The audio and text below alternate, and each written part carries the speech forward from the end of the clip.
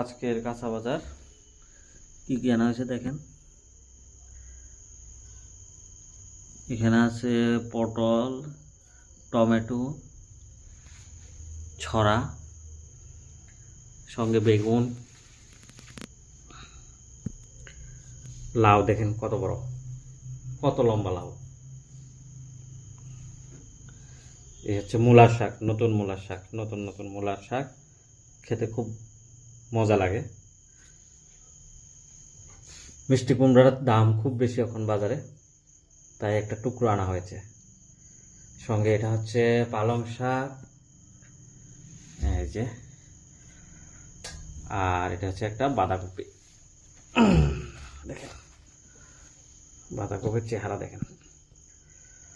আর মাছ তো আছেই, এই যে মাছ।